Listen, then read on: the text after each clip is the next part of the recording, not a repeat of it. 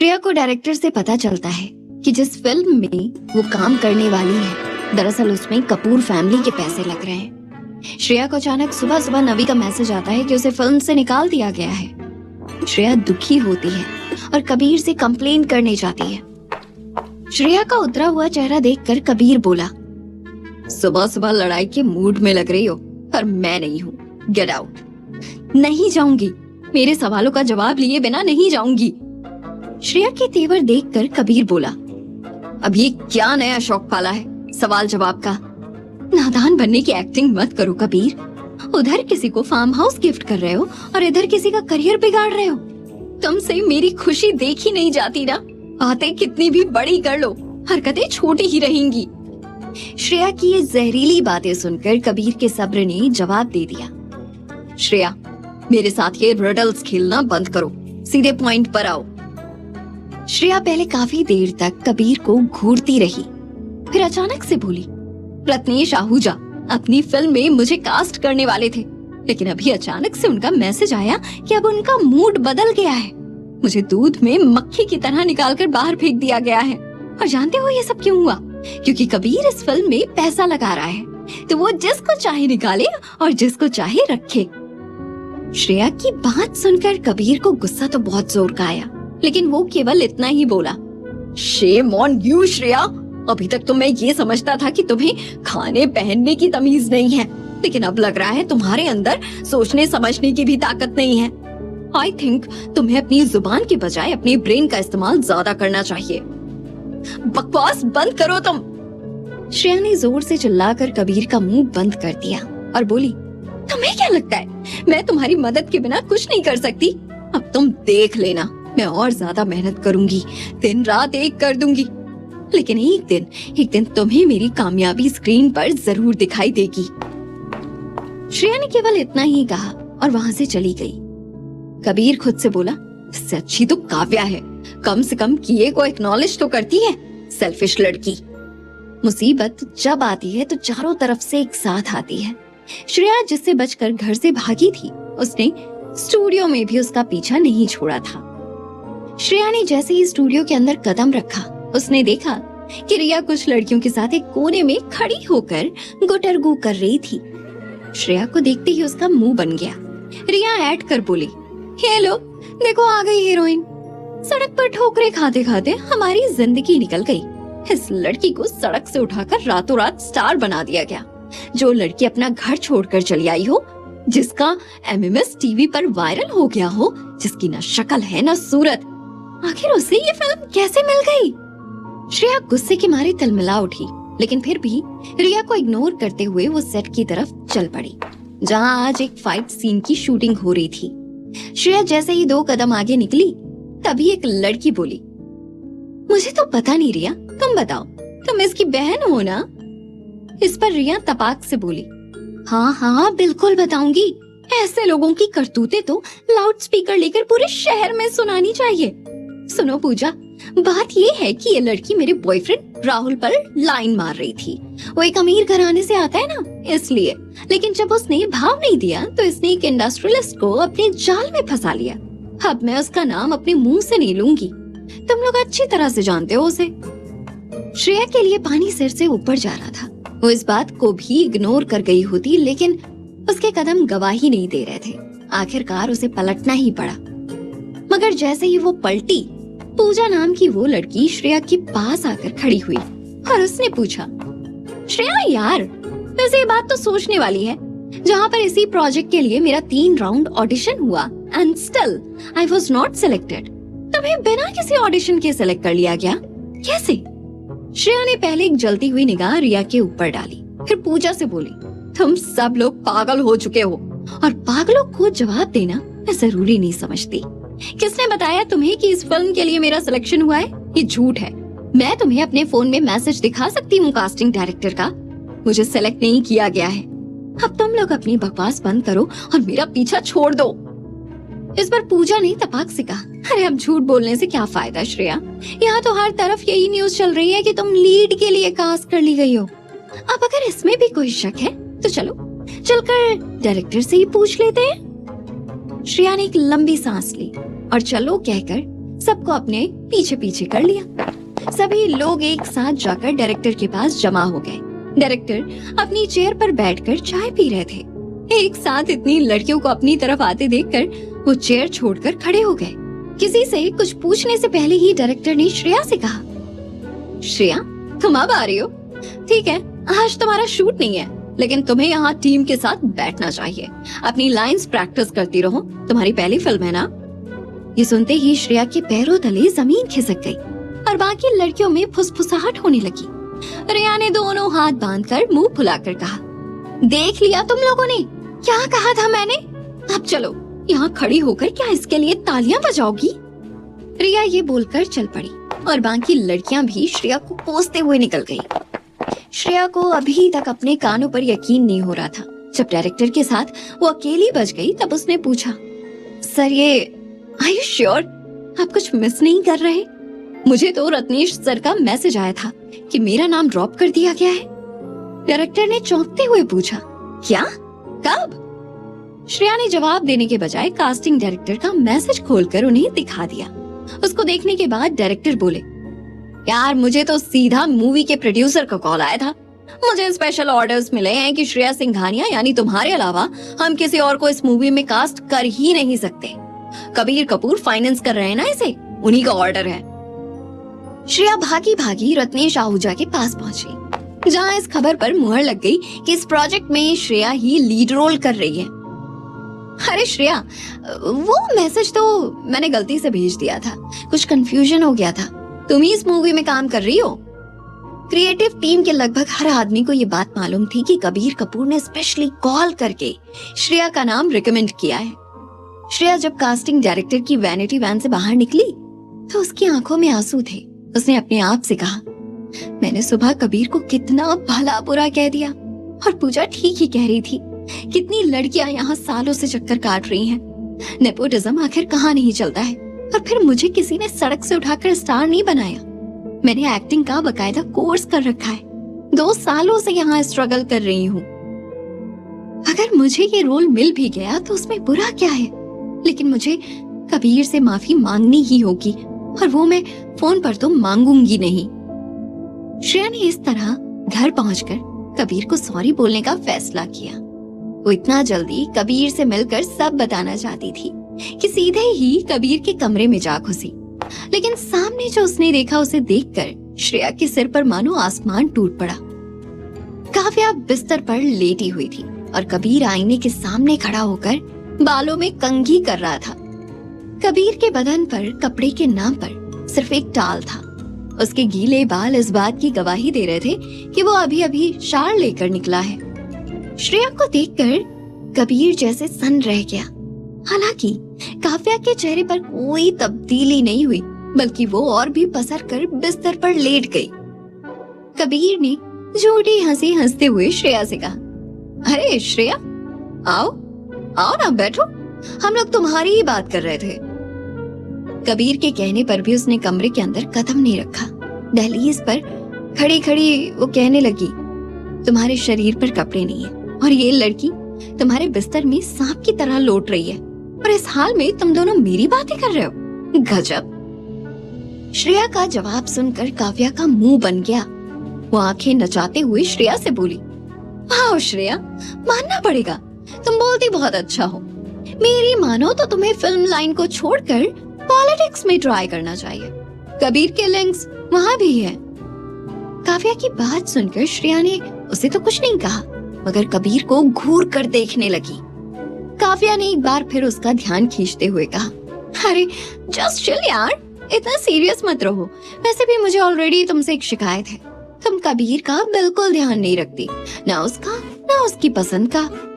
श्रेया मुस्कुराते हुए बोली, कबीर ने मुझे कहा था कि मैं उसकी कॉन्ट्रैक्ट वाइफ हूँ, तो ये सब मेरा काम नहीं है। काव्या, तुम तो कबीर से प्यार करती हो तो तुम करो इसके पसंद की परवाह।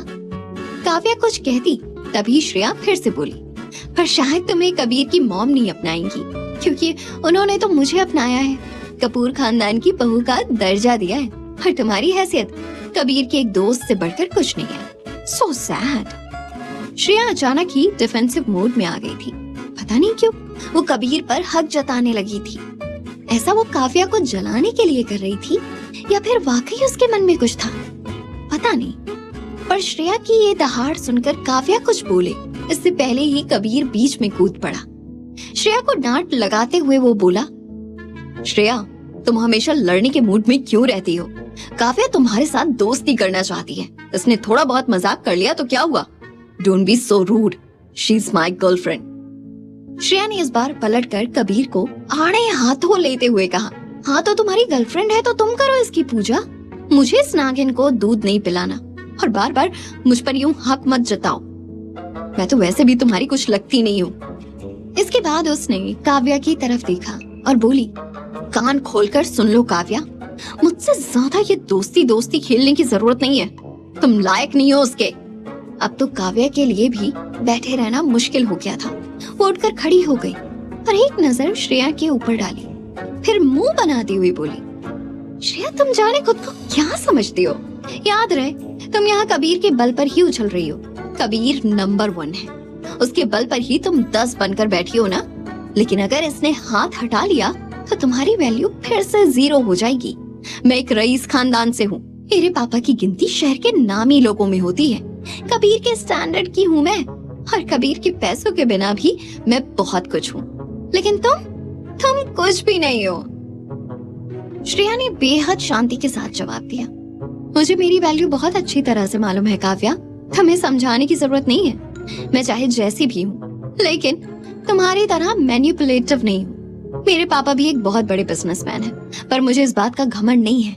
मैंने अपना रास्ता खुद बनाया है, मुझे किसी और के पैसे और प्रॉपर्टी का लालच नहीं है।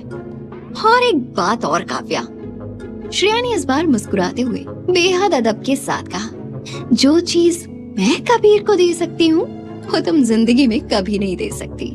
शायद तुम्हें कबीर ने ये बात नहीं बताई होगी, इसलिए मैं बता रही हूँ। श्रेया की ये लाइन सुनकर कबीर और काव्या दोनों ही भौचक्के रह गए।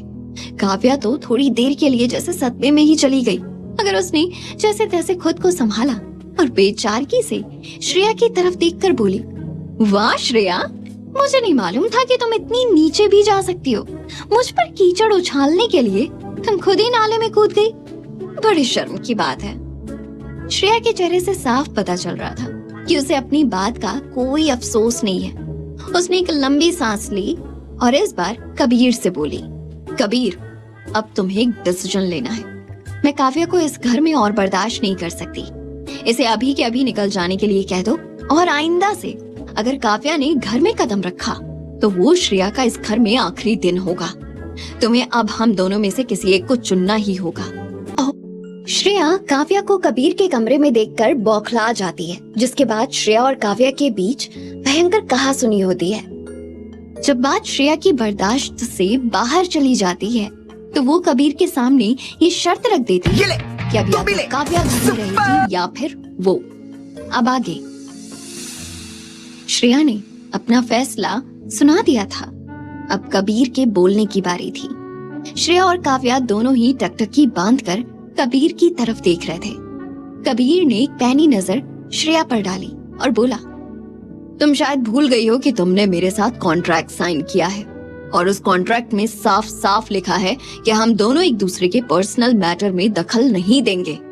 तुम्हें इस बात से कोई फर्क नहीं पड़ना चाहिए कि तुम्हारी एब्सेंस में या प्रेजेंस में इस घर में कौन आता है, चाहे वो काव्या हो या कोई और। श्रेया जानती थी कि कबीर कुछ ऐसा ही जवाब देगा, लेकिन फिर भी उसका दिल कुछ और सुनना चाहता था।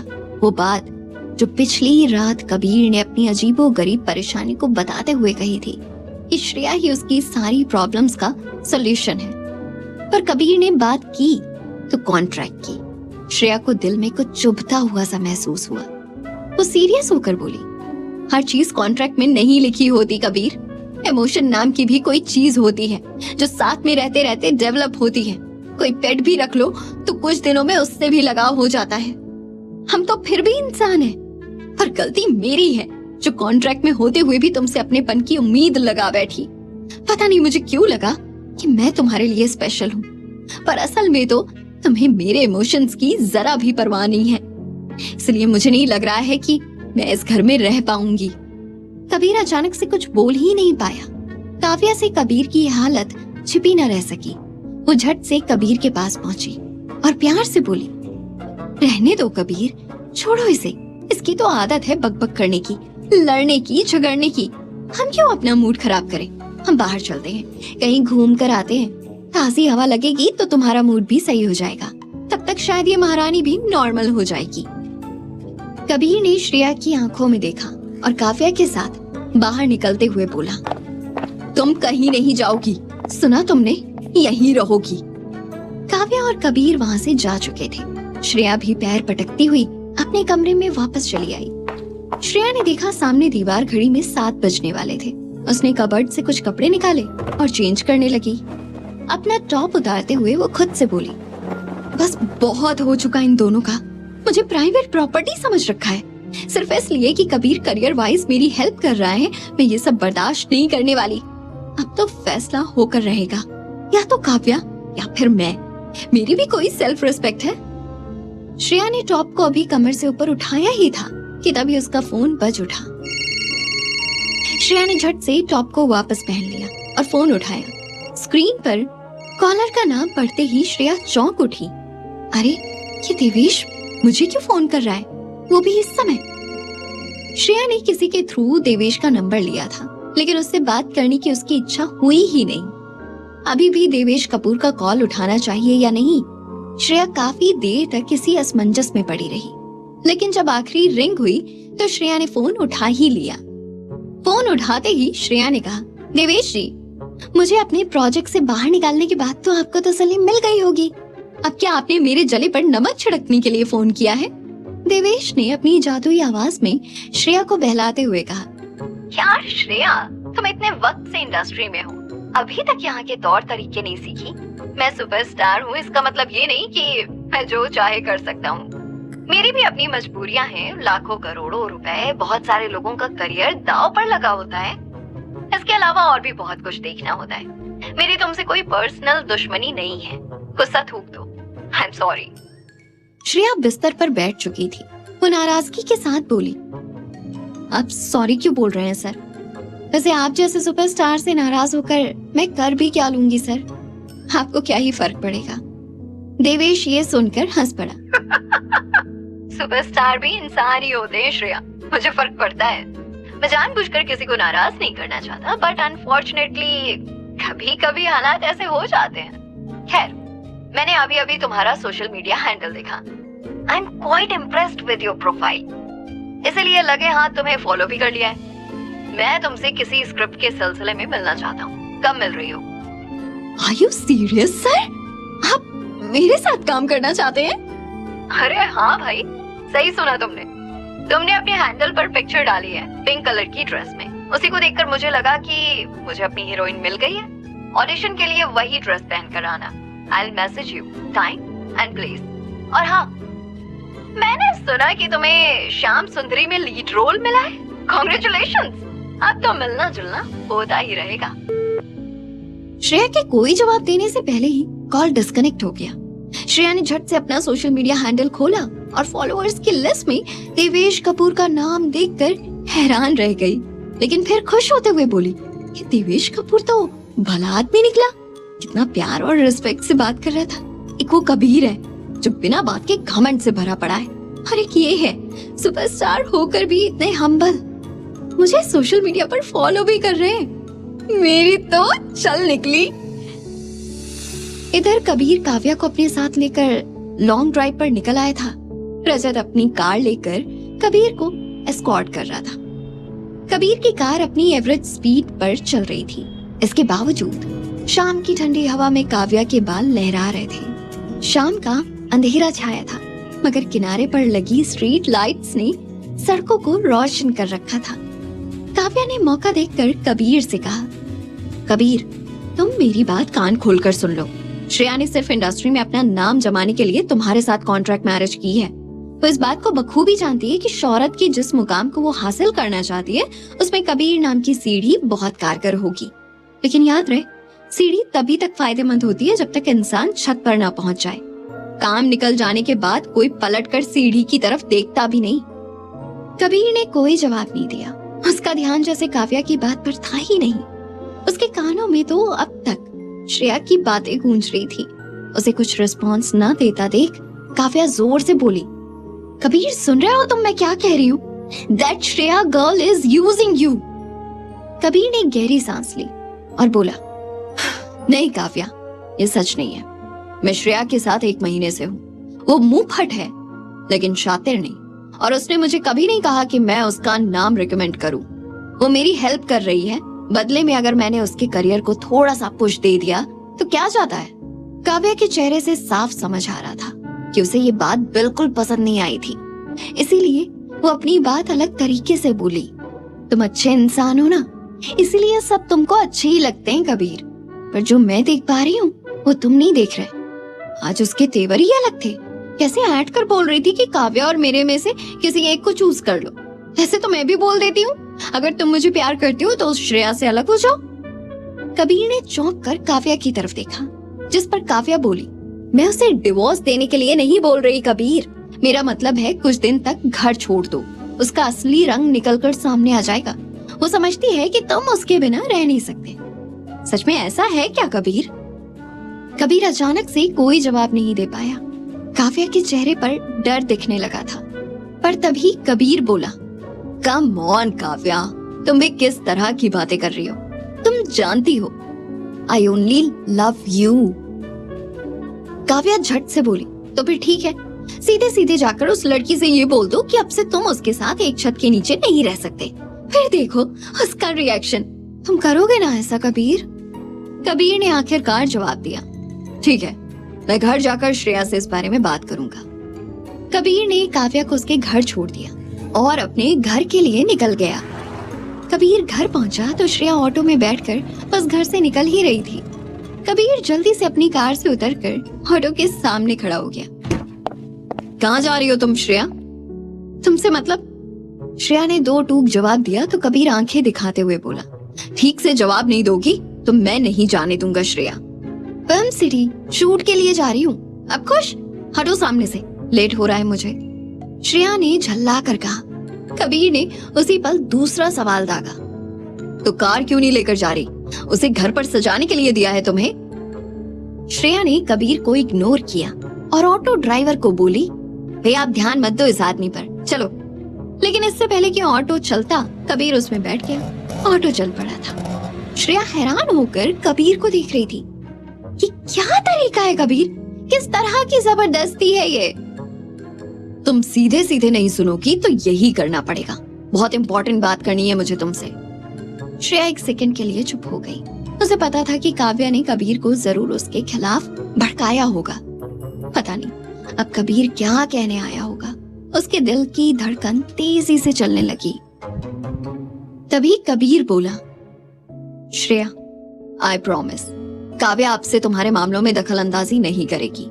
तुम कहीं नहीं जा रही हो और तुम्हें कोई गलतफहमी नहीं हुई है। तुम मेरे लिए वाकई में स्पेशल हो। श्रेया आंखें फाड़े कबीर को देखने लगी।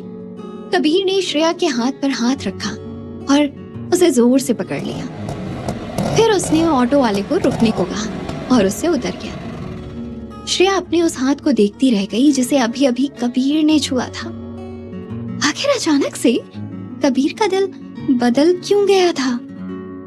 यहाँ कबीर की हरकत से अनजान काव्या अपने बिस्तर पर पेट के बल लेटी हुई थी। वो किसी से फोन पर बात कर रही थी। नहीं सिमी, मैं आज भी कबीर के लिए ऑब्सेस्ड नहीं हूँ। जिस लड़के को लड़कियों से एलर्जी है, मैं उसके साथ अपना फ्यूचर कैसे सोच सकती हूँ? मुझे कोई फर्क नहीं पड़ता कि वो श्रेया के साथ रात बिताए या मारिया के साथ। मैं बस कबीर के फंड्स एंड फाइनेंसेस को किसी के साथ शेयर नहीं कर सकती। काव्या बात करते करते खड़ी हुई और खुद को आईने में देखते हुए बोली, श्रेया बहुत होशियार बन रही है। उसकी वजह से मुझे वो करजत वाला फार्म हाउस छोड़ना पड़ा। उस लड़की को अपने रास्ते से हटाना पड़ेगा। मैंने सोच लिया है मुझे क्या करना है। और इसी के साथ काव्या के चेहरे पर एक खतरनाक मुस्कुराहट तैरने लगी। शाम को श्रेया शूटिंग से घर लौटी और सीधे शावर लेने बाथरूम में चली गई। जब वो बाहर निकली तो उसने बस एक टॉवल को अपने बदन पर लपेट रखा था और एक टॉवल से उसके बाल बंधे हुए थे। बालों की एक पतली सी लट टॉवल की कैद से छूटकर उसके चेहरे पर लटक रही थी। शावर जेल की खुशबू से उसका पूरा कमरा महक रहा था। श्रेया इस वक्त बेहद खुश थी और अपने आप में ही कोई गाना गुनगुना रही थी। हालांकि वो इस बात से अनजान थी कि कोई और भी उस कमरे में मौजूद है जो दहलीज पर खड़ा होकर उसे निहार रहा है। कबीर जैसे ही कुछ बोलने को हुआ, उसके आने से अनजान श्रेया ने अपना टॉवल गिरा दिया। कबीर का मुंह खुला का खुला रह गया। श्रेया अपने कपड़े पहनने लगी। वो बिल्कुल बेखबर होकर गुनगुनाती जा रही थी कि अचानक उसके हाथ रुक गए और वो एकदम से पलटी। कबीर टकटकी लगाकर उसे ही देखे जा रहा था। जैसे ही दोनों की नजरें मिली, कबीर घबराया और श्रेया चिल्ला उठी, ओह शिट! श्रेया ने हड़बड़ी में टाल उठाया और खुद को ढकने लगी और आंखें तरेर कर गुस्से में बोली, कबीर, कब से खड़े हो तुम यहाँ पर और कुछ बोल भी नहीं रहे? ये क्या बदतमीजी है? दरवाजा नॉक करके नहीं आ सकते थे? श्रेया की डांट खाने के बाद कहीं जाकर कबीर को होश आया। उसने अपना थूक निगला और कदम दर कदम श्रेया की तरफ बढ़ते हुए बोला, ओह हेलो, दरवाजा ऑलरेडी खुला था। ये क्या बेवकूफी है? तुम कपड़े चेंज करने से पहले लॉक नहीं कर सकती थी? चलो माना मैं तुम्हारा हस्बैंड हूँ, पर इस घर में मेरे अलावा सर्वेंट्स भी हैं। कोई और आ जाता तो? श्रेया को याद आया कि जल्दबाजी में वो दरवाजा बंद करना तो भूल ही गई थी। वो टाल को अपने बदन पर लपेट चुकी थी।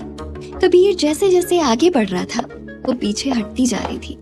अब उन दोनों के बीच में केवल एक हाथ की दूरी बची थी। ये देखकर श्रेया का गुस्सा और भड़क गया और वो दोनों हाथ से अपनी इज्जत संभालते हुए बोली, आगे क्यों बढ़ रहे हो? और आज अचानक से तुम्हारे अंदर का ये हस्बैंड कैसे जाग गया? हम तो कॉन्ट्रैक्ट कपल्स है ना, जाओ यहाँ से।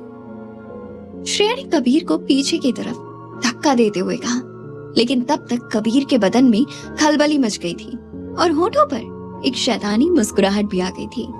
उसने श्रेया के खुले कंधे पर हाथ रख दिया।